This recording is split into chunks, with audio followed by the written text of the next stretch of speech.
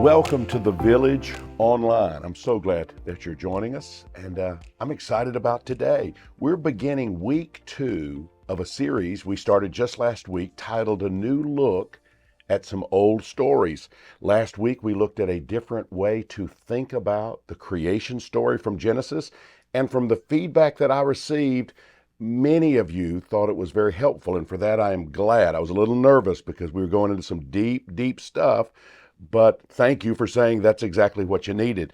Today, we're going to take a look at a different story from Genesis chapter 6 through 9, and it also is going to be kind of deep, but I think it's going to be deep and helpful, and one of the things I'm encouraged about, I believe if you're watching this, you're going to be able to handle it no problems at all. Before we dive in, I want to ask you this. Have you ever wondered why the early chapters of Genesis contain some of the strangest stories in all of the Bible? Let me refresh your memory. The walking, upright, talking snake. Don't see that every day. Angels marrying humans and having these really large super children. People living till they're nearly 1,000 years old. The whole world speaking one language, and then God gets upset because they're speaking one language and they're having too much success, so God confuses the languages, and that's what made us have so many different languages in the world. If those things have been confusing to you, then join the club. I think they're confusing to anybody who has ever tried to seriously consider the Bible, but who also look at those things and say, I don't know about this. This has been helpful for me. Genesis can kind of be broken into 2 big pieces. The latter half, chapters 12 through 50, it traces the origins of the Israelites, beginning with Abraham's call in Genesis chapter 12. So it's all the stories of the big deals in the world of the Israelites: Abraham, Isaac, Jacob, Joseph. And that takes you all the way through the end of Genesis, and that leads you into Exodus. Most scholars think that Exodus is the most important book in the Old Testament, and Genesis is kind of the lead-in to this really important Exodus. But then you have chapters 1 through 11, and what that's about is it provides a broad overview of the ancient Israelites' interpretation of the world's creation. They're wrestling with these ancient stories that they have heard and they have had their own spin on for maybe hundreds, maybe thousands of years themselves. But it has to do with a time way back. And that's kind of what chapters 1 through 11 involve. That kind of an explanation of the way back in creation. How did some of these things emerge? So you see a lot of stuff that sounds weird. There's angels marrying humans. There's just a lot of stuff that's very different. Stories from early Genesis reflect the ancient Hebrews' understanding of God, the universe, how things got started. And there's some rich material here, but you have to look at it with an open mind, and I think with an enlightened mind. Well, that's enough of an introduction. Let's just dive in, okay? Some of the most famous narratives in the Bible, when not understood properly, can leave people with a serious misunderstanding about the nature and the character of God. The story about the world being destroyed by water and only one family being saved from drowning is just one of those stories, and that's what we're going to look at today. The story of Noah and the ark. This is crazy to me. It is one of the first stories that children are taught in Sunday school. And I have seen more children's ministries with that as the name of their children's ministry, Noah and the Ark. And I guess the illustrated cute animals walking 2 by 2 into the ark, led by a jolly old white man with a bald head and a white beard. I guess people figured that would be a surefire hit for kids. I guess those illustrations are cute and catchy, and maybe it's easy to illustrate those things. So that's what churches do, and everything is fine until we take the time to actually read the story. It actually ranks, when taken literally, as one of my least favorite stories in the entire Bible. Let me define literalism for you. This is from Bible scholar Pete Enns, read anything you can by Pete Enns. You'll love it. This is what Pete says. Literalism is the strict application of a biblical text without considering historical context or literary genre. It is often characterized by the saying, "The Bible says it, I believe it, that settles it." Literalism takes the words of the Bible at face value, often interpreting biblical text as historical or factual rather than mythical or metaphorical. In some Christian circles, literalism is a litmus test for how seriously a person takes the Bible. Others, rejecting literalism, cite the importance of genre and context in order to understand a text. That's one of the things I'm hoping that you're going to understand through much of our series, and it's going to help you. This is one of the problems that I have with the Noah story. It's easy to have wrong conclusions when you don't understand genre and context, and we're going to talk about both of those things today. Now, just to get us all on the same page, let's kind of remember the story together. After the creation of humans, a mere 10 generations pass before God is all ready to scratch the whole experiment. God is just frustrated, and he decides he needs to annihilate the entire human race. This is from Genesis chapter 6, verse 11. Now the earth was corrupt in God's sight and was full of violence. So God said to Noah, "I'm going to put an end to all people." But there was one man in the whole world who was righteous. You picked it. His name is Noah. And God saw Noah's virtue, and God decided to cleanse the world and spare only Noah and Noah's family. So God instructed Noah to build a vast ark designed to shelter his family and the animals he would be transporting when the impending flood came upon them. Genesis chapter 7, verse 2. Take with you, by the way, most of the time we think that it was only 2 by 2, the animals 2 by 2. But if you read the story, many of the animals had to be taken in as sevens. Listen to this. Take with you 7 pairs of every kind of clean animal, a male and its mate, and 1 pair of every kind of unclean animal, a male and its mate, and also 7 pairs of every kind of bird, male and female, to keep their various kinds alive throughout the earth. That'd be tricky to kind of figure out if a bird's a girl or a boy. I don't know how you, anyway, I guess they know how to do it. With a strong faith and amid the ridicule of his contemporaries, Noah began building the ark. And as he constructed this massive vessel, he preached to the masses, hoping they would repent, but his words went unheeded. Then God said, "Get in the ark." Genesis chapter 7, verse 13, on that very day, Noah and his sons, Shem, Ham, and Japheth, that's important later, together with his wife, Noah's wife, and the wives of his 3 sons, they all entered the ark. And then the rains came tumbling down. Torrential rains poured down for 40 days and 40 nights, and while the waters swelled, they submerged and went over the tops of the tallest mountains. Every living thing outside the ark perished. Can't you see all the people banging on the ark saying, "Please let us in, let us in"? But outside of Noah's family and the animals on the ark, every other living creature was killed. Now, when the deluge ceased, the waters began to recede. The ark, after months afloat, came to rest atop Mount Ararat, and after sending a raven and then a dove to scout for dry land, Noah finally receives an olive branch from the dove, signaling it was safe to exit the ark. And life began anew. The animals dispersed, and Noah's family started rebuilding.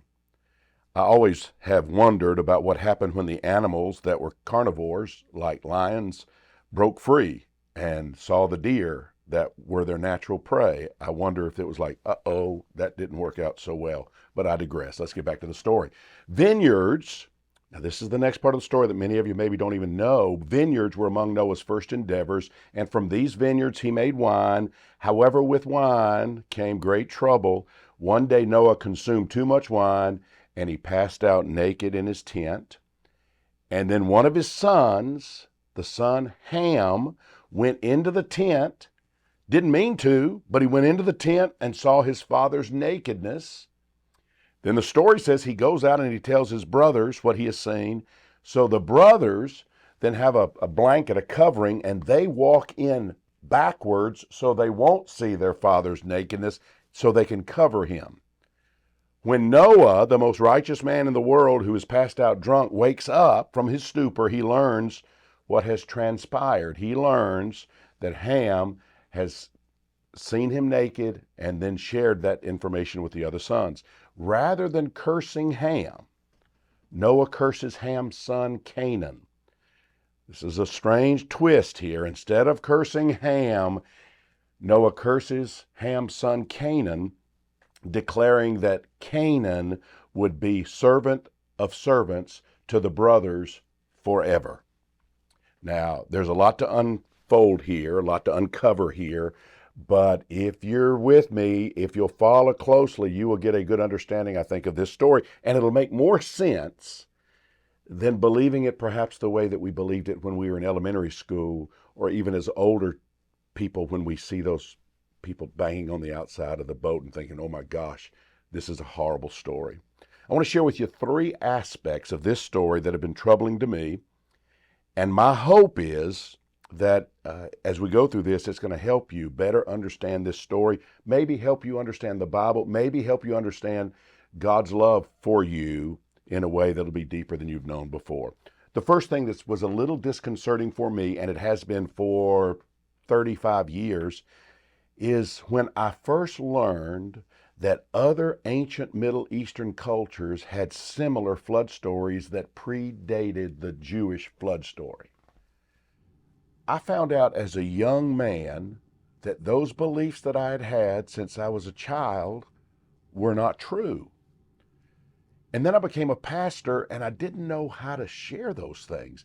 I've thought about it a lot the last couple of weeks. It was a different day then. We're talking about the early 1980s. That's when I first began to pastor. And the congregations that I pastored never seemed particularly concerned by this story. So you know what? I never preached about it. I never preached about it. I didn't know exactly what to do with it.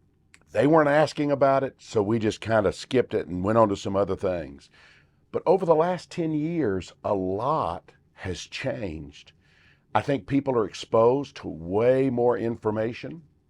I think there's still some people who they're happy with what they know. They don't want to know anything else. Don't screw anything up for them because they have their ideas. They never ever want to be challenged. But for many, you don't mind being stretched. You kind of would like to be able to believe, but there have been some intellectual struggles that you have had with the whole Bible story. I get it. So as a pastor, I finally figured this out. To not talk about this would be malpractice, and I think I have been guilty of that for a long time. It is a fact that different Middle Eastern cultures often tell similar stories as part of their attempts to explain what they understood as ancient mysteries. And you see wildly different creation stories, and then there's some similarities in the creation stories. There were many flood stories that were a part of different cultures in and around the Middle East. Sumerian flood story, that's a famous flood story that predates the Jewish flood story. The Assyrian flood story predates the Jewish flood story. And the most famous flood story, besides the Noah story, was written several centuries before the Noah narrative, and it's called the Mesopotamian flood story, and it's a part of something called the Epic of Gilgamesh. And the Epic of Gilgamesh has a creation story, and it's interesting to see how other cultures understood the gods, and then how the Jewish people were understanding their God. I want to give you the story from the Babylonians, and I want you to see kind of how they connected or how they were similar. In the 11th tablet of this epic, there's an account of the flood relayed to Gilgamesh by Unapishtim. Unapishtim is going to be a big name. And here's some key differences between the two stories. The protagonist, Noah, of course, is the central figure in the Hebrew narrative. In the Mesopotamian story, it revolves around, or the Babylonian story, it revolves around Unapishtim, who is granted immortality after the flood. The gods gave he and his wife immortality. Here's the reason for the flood. You remember in the Hebrew Bible, our Bible, what the reason of the flood was? God decides to send the flood because of the wickedness of humanity, because of the violence that was on the earth. In the Epic of Gilgamesh, the gods decide to send a flood because the humans are being too noisy and the gods can't sleep. That's different. The duration is different. The flood's duration differs in each account. In the Noah story, it rains for 40 days and 40 nights, whereas in the Unapishans account, the storm lasts just 6 days and 6 nights. While the core idea of a global flood is shared, the motivations, the details, and the outcomes do reflect differing worldviews. Now, this is how I understand it. The Jews are in captivity in Babylon. We talked about this last week. 450 years before Christ, they've been in captivity. They've never had their stories written down in one place. They've just been stories that have been passed down generation to generation to generation, and they have a common past with many of the stories. They have some similar backgrounds to many of the stories. But during that Babylonian captivity, they're hearing these stories from these other peoples, and they're thinking, we need to get ours written down. We need to get ours consolidated.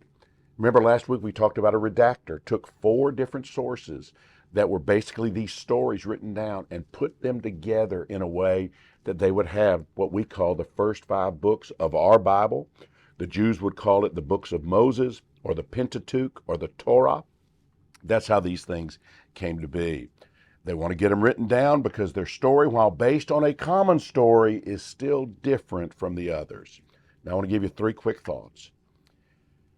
The Hebrew story presents one God, not many gods. The other stories, they're about many deities. Second thing, the Hebrew story presents the divine as a powerful being who was not petty. It wasn't because the people are making too much noise and he can't sleep.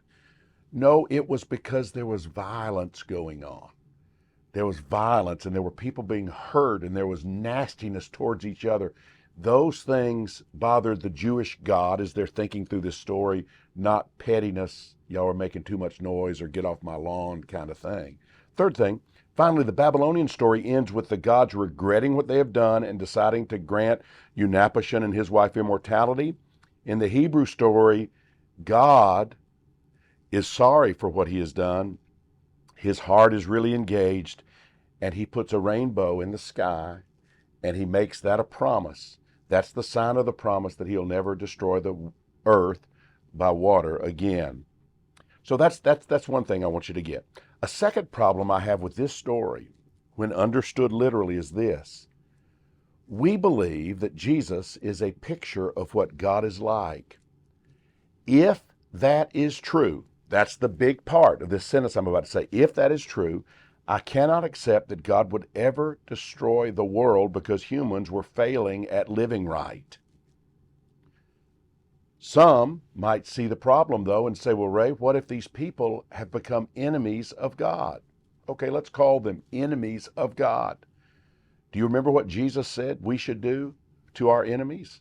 Do you remember what we are supposed to do to our enemies? Not drown them, not murder them, not go to war with them. Jesus said this in Matthew 5, you have heard that it was said, you shall love your neighbor and hate your enemy. But I say to you, love your enemy and pray for those who persecute you, so that you may be sons of your Father who is in heaven. Here's a great book, A New Kind of Christianity. I read it when it first came out many, many, many years ago, written by Brian McLaren. McLaren said this, the Noah story, in which God wipes out all living things except for one boatload of refugees, has become profoundly disturbing. McLaren says this, he says, I was trained to read it as a story about divine saving. You know, the saving of Noah. Yay, God saved Noah through the perilous flood. But he missed, he says, that small detail of the divine mass destruction on a planetary scale. And then he says this, listen to the wisdom. If God single-handedly practiced ethnic cleansing once, and if God cannot do evil, then guess what? There is apparently a time and a place when genocide is justified. A God who mandates an intentional supernatural disaster leading to unparalleled genocide is hardly worthy of belief, much less worship. And I hope you got that, because I would believe wholeheartedly. I believe that's a thoughtful way to think about the story. So what do we do when we bump into those kind of scriptures? Because they're there where God does horrible things. I believe to understand the Bible properly, with wisdom, with some depth, Jesus needs to be your hermeneutic. And I know that's a new word for many, and I'm going to explain it.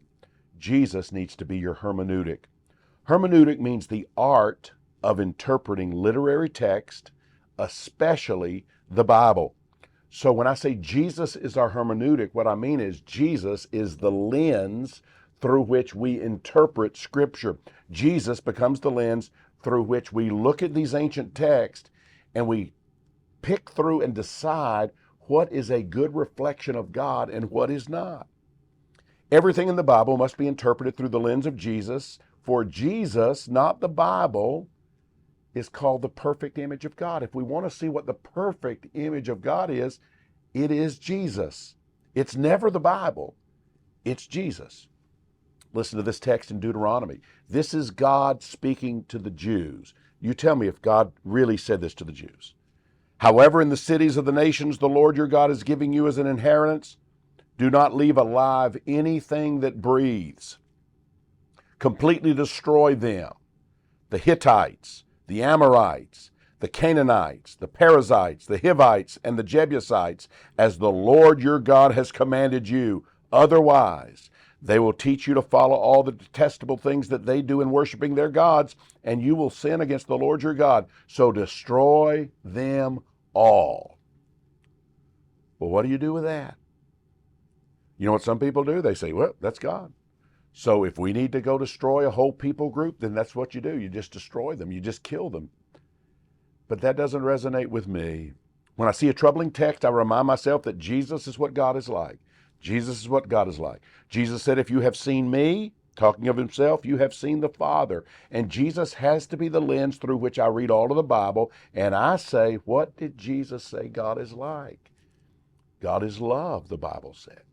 You can't love and commit genocide. That is not a possibility. Those two things cancel each other out. Colossians 1:15, the Son, Jesus, is the image of the invisible God, the firstborn over all creation. Or this one, Hebrews 1:3, I love this. The Son, Jesus, is the radiance of God's glory and the exact representation of his being.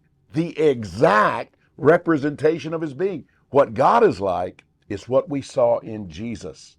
That has to be the top for us. So what did Jesus say about our enemies? Forgive them. You don't kill them, you forgive them. On the cross, Jesus was being punished to death, crucified. Do you remember what he said? Father, forgive them. They don't know what they're doing. So how do I think God feels about people who are doing bad things? Even people we would say are enemies of our God? He loves them. Just like Jesus said. That's exactly what God is like. Often, especially when people come to a particularly strange or a gruesome or an inexplainable passage, they will ask this question, and this is a wrong question. Why did God say this? Why did God say this? The problem with this question is that it can leave you tied up in all kinds of knots. Really? God told them to kill all the women and all the children? God did? And we're supposed to accept that that's how God is? I've discovered some better questions. These are the questions I ask. Why did humans find it important to tell this story? What were they trying to communicate? Followed by, what was it that moved them to record these words? What moved them? Followed by this, what was happening at the world at that particular time that would have prompted them to tell this particular story? And then, what does this passage, this story, this poem, this verse, this book, what does it tell us about how people understood who they were and who God was at that time. And then, what's this story that's unfolding here, and why do these people think this was a story worth telling? That will get you at the truth. If you want to spend the rest of your life saying God dictated it, and so God is the one who said these exact words, you will either not be a thinker because you can't process these thoughts together. You either will be that, or you will just you'll just stop reading the Bible. It won't be anything important to your life. You just will just say, well, I know it's in the Bible, and I just believe everything is in the Bible. If you're going to be serious, you're going to have to do some of these questions. The final thing that's troubling to me about the story, and it's troubling, is the anger Noah has towards his son Ham for seeing him drunk and naked. That seems a little misplaced, but then Noah doesn't curse Ham. Noah curses Ham's son that we don't even think is born yet, right? We think this is not even a time where Ham could have had a son, because it was just he and his wife. I want to read one more passage, and this is how the Noah story ends in the Bible, and then just a few thoughts, and then we're going to be done. This is from Genesis chapter 9, verse 20. Noah, a man of the soil, proceeded to plant a vineyard. When he drank some of its wine, he became drunk and lay uncovered inside his tent. Ham, the father of Canaan, saw his father naked and told his two brothers outside. But Shem and Japheth took a garment, and they laid it across their shoulders, and then they walked in backwards and covered their father's naked body. Their faces were turned the other way so that they would not see their father naked. When Noah awoke from his wine and found out what his youngest son had done to him, he said, "Cursed be Canaan. The lowest of slaves will he be to his brothers." He also said, "Praised be to the Lord, the God of Shem. May God be the slave. May Canaan be the slave of Shem." May Canaan be the slave of Shem. May God extend Japheth's territory. May Japheth live in the tents of Shem, and may Canaan be the slave of Japheth. And then this little part, after the flood, Noah lived 350 more years, making it a total of 950 years that Noah lived, and then Noah died. Well, this whole idea of Noah being drunk, no comments about that, right? Everybody has different things they deal with. But in the ancient world, there was a whole bunch about honor. And so evidently when Ham saw him naked and then went and told the other sons, in some way that was dishonoring to the father. And but the father curses Canaan. What's going on here? There's another name I want you to know. Brian McLaren's a big name I want you to know, but here's a name, if you don't know it, you need to know it. Kobe Martin. He is a leading voice in progressive Christianity. He wrote two wonderful books. I wish you would get them because they're wonderful. One is called Unclobber. It's about the passages that are used to kind of beat the heads of gay people, LGBT people, and he does a beautiful job explaining how those verses should be taken. The other book's called The Shift. It also is wonderful. Kobe is a friend. I had dinner with him a few months ago, and I believe he'll come and speak at the Village probably in 2024. You need to know him. Kobe did several blogs on the Noah story, and I found them to be quite good. They're on his website. If you want to read them, I encourage you to do that. Let me read how Kobe explains something in a different way than I had ever heard it before. I looked everywhere. I never heard it like this. Here's Kobe. "I'm not a comic reader, so the following information is what I have learned as an outsider. My understanding is that in the world of comic books, there are generally multiple authors who over the course of time write different stories about the same characters.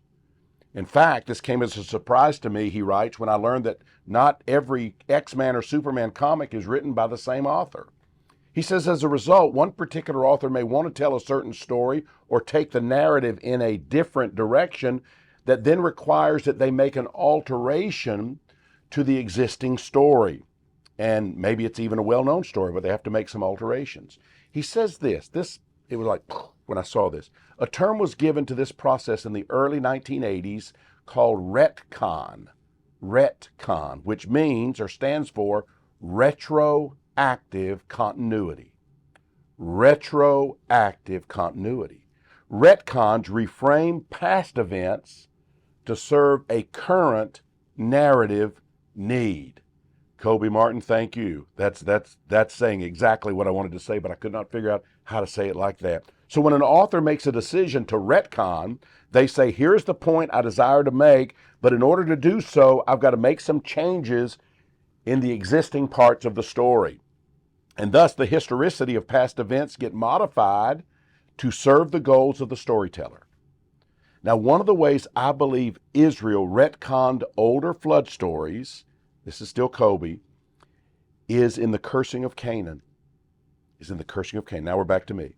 In the Old Testament, Canaan, the home of the Canaanites, the land Canaan, which was the home of the Canaanites, they were the arch enemies of the Jews. In fact, the Jews, when Moses got them to the edge of the promised land and then they were led into the promised land by Joshua, they went into the land of Canaan, the descendants of Ham, and they were to overthrow the Canaanites, and that became the battle for the next centuries, the Israelites and the Canaanites.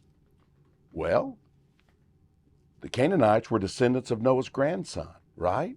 The Canaanites were its indigenous inhabitants of the land, right? When the Israelites escaped slavery, they go into the land, they have to fight, and they have to fight the Canaanites. Joshua leads them in. Throughout the Old Testament, the relationship between the Canaanites and the Israelites is marked by conflicts, wars, cultural, religious tensions, as Israel sought to establish itself in the land amidst various Canaanite groups. The Canaanites were the enemies of the Israelites. The Israelites were daily at war with them. It's easier to be at war, by the way, with the people who have been cursed in an ancient story than it is to be in a war with people that are just like you. Can you see what happened? They had to write back into the story why they hated the Canaanites and why the Canaanites were such bad people. And the way they were able to do it is tie it to the story of Noah and his son Ham and the Canaan grandson being cursed. That's a terrible thing. Canaan was written into the story as a retcon to help justify Israel's dominating the Canaanite people. Now, one other tragic aspect of this part of the Noah story, the curse of Canaan. When Noah curses his grandson Canaan due to Ham's indiscretion, it has been historically misused to justify racial prejudice and slavery for 2,000 years. Over the centuries, certain groups erroneously associated Canaan's descendants with African populations, despite no biblical basis for this link. This misrepresentation was perpetrated, especially during the transatlantic slave trade, to claim that black Africans were sons and daughters of Canaan, and they were inherently inferior, and because of this cursing, they were destined for servitude. That was all they were good for. This racist co-opting of a biblical passage twisted its original meaning, using it as a tool for oppression and dehumanization. That's one of the reasons I hate this story, is because in the wrong hands, this has been used to justify slavery, and that's appalling. When I read some things about God's character in the Old Testament that doesn't seem to fit, I really have to take a deep breath and I have to go through a process. I told you about Brian McLaren. McLaren said this: I'm not saying that the Bible reveals a process of evolution within God's actual character, as if God used to be an adolescent but now has taken a turn for the better and is growing up nicely over the last few centuries. I am saying that human beings can't do better than their very best at any given moment to communicate about God as they understand God, and that Scripture faithfully reveals the evolution of our ancestors' best attempts to communicate their successive best understandings of God. That's big. God is not the one who is progressing. Our understanding of God is progressing. When you first meet someone, your understanding of them is very superficial. But as you spend more time together, you learn their depths, their complexities, their nuances. And as things progress over time, you know who they are. You have a much better picture of the individual. Your view of them has expanded. it has progressed. Similarly, as we journey in faith, our relationship with and understanding of the divine, it deepens, it progresses. And I believe our view of God is more enlightened when we take a look at stories like this. I think our understanding of God is more enlightened than people 100, 200, 500, 1,000 years ago. Humanity is growing. It is not God who is getting better. It is our stories about God. So when we look at an ancient story like this, we have to be careful. We have to be careful because God is good and God loves you. And that's what we understand in the person of Jesus. And I hope you understand that today. Thanks for being with us. I'm going to pray and then stay with us on this journey, okay? God, thank you for today. Thank you for a complicated story, but one I think we were able to dive into and I think is going to help us. Help us realize that you are not the character we see in some of these stories. We have to look deep, deep, deep to see the truths. But you are God we best can understand in the person and in the face of Jesus. Help us see you as that God who loves us, who would never destroy the world because we are missing the mark, but who rather said, I love you, period. Help us understand that, and thank you for this in Christ's name. Amen. There are 3 ways you can give to support the love-focused, culture-changing, ever-evolving, community-building, Jesus-inspired work of the Village. You can text the word GIVE to 404-998-8979, 404-998-8979, or you can give online at thevillageatlanta.com/give, thevillageatlanta.com/give, or you can mail a check to the Village Church, 3418 Dogwood Drive, Hapeville, Georgia, 30354. Now let's get ready to get better so that we can do better, so that we can be better. Let's have church.